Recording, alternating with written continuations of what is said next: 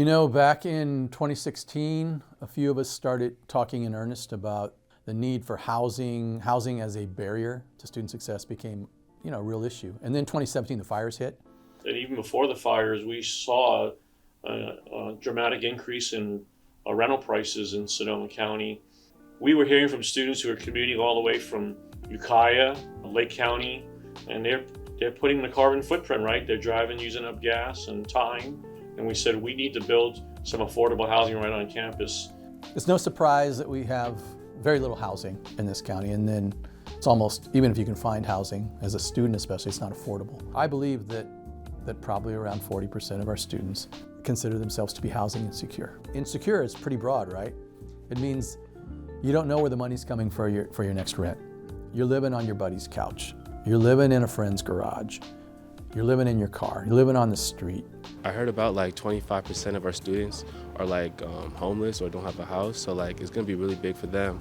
And I think it's gonna bring a lot of new people from out of state. Santa Rosa is a pricey place to live, and so I think living in the dorms will just benefit the campus overall and give it more life.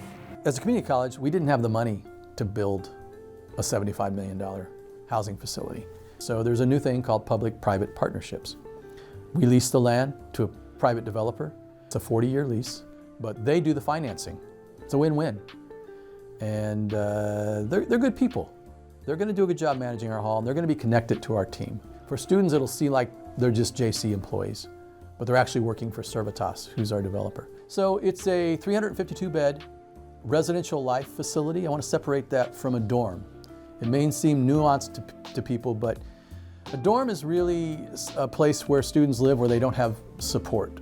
This is a place where students are going to have a lot of support. Students will pay below market rates, and we're continuing to look and lower those rates through grants and scholarships, and we have an endowment where we're trying to get people to donate money so that we can continue to lower the rents. What they get for that is they get a room, a furnished room, they get utilities, they get Wi-Fi, they get, there's no cosigner, there's no down payment. Priority one is our EOPS students, our disability students, our veterans, our homeless, our foster youth. Priority two is international students, student athletes.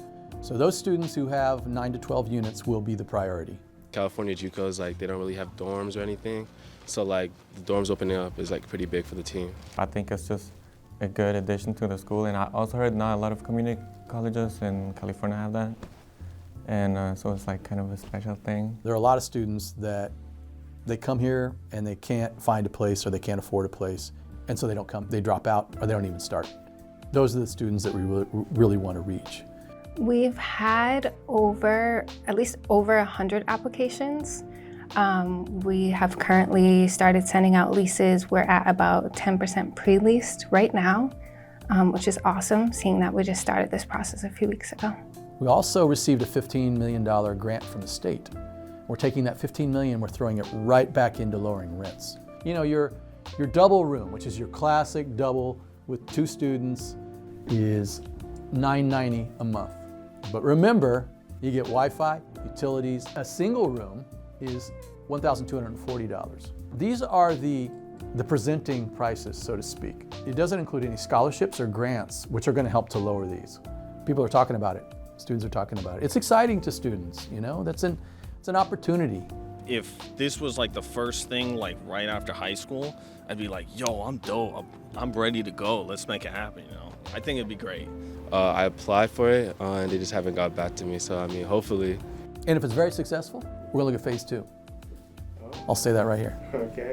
We've already talked about it, if 600 people wanna live there and we have 352 beds, and that's a consistent thing, we need to start looking at, well, maybe we need to provide more. And it's going to be state of the art. I wish I had that type of facility to live in when I was a student at Berkeley. So this is a big deal. I encourage all of you to contact our leasing office, ask questions, go to our website, housing.santarosa.edu, and get involved in this. Be a part of it. This is a community within a community.